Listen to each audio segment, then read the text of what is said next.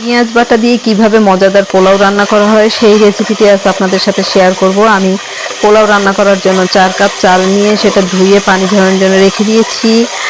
4 cup চালের জন্য half cup soybean তেলের ভিতরে আমি 3 টেবিল চামচ পেঁয়াজ বাটা, হাফ টেবিল চামচ আদা বাটা, হাফ টেবিল চামচ রসুন বাটা দিয়ে দিয়েছি। আমি 2 চা চামচ বিরিয়ানির মশলা, 1 চা চামচ কাঁচা মরিচ বাটা। আপনারা চাইলে ঝালটা নাও দিতে পারেন, যেহেতু বাচ্চারা অনেক সময় খায়। পরিমাণ মতো দিয়ে দিবেন লবণ।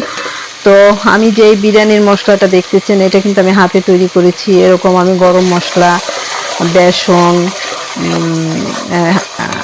হালিমের গুঁড়া সবকিছু আমি ঘরে তৈরি করে ব্যবহার করি। তবে এখন তো বাজারে আপনার সবকিছুরই গুঁড়া পাওয়া যায়, বিরিয়ানিরও গুঁড়া পাওয়া যায়। আমি মশলাটাকে ভালোভাবে কষায় সেটার ভিতরে আমার এই ধোয়া চালগুলো দিয়ে দিয়েছি। এখন এটাকে আমি ভালোভাবে নাড়বো যতক্ষণ পর্যন্ত এটা মশলার সাথে না মিশবে। আসসালামু আলাইকুম, আশা রাখি সবাই ভালো আছেন।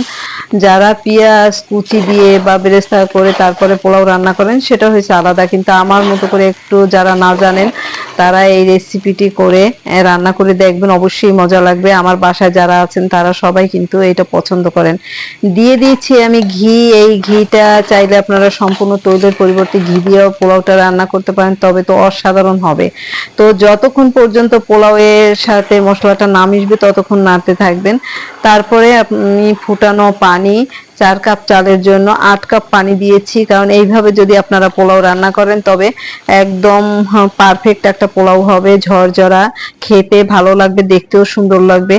আশা করি আপনাদের বড় ছোট সবাই এই রান্নাটা পছন্দ করবে।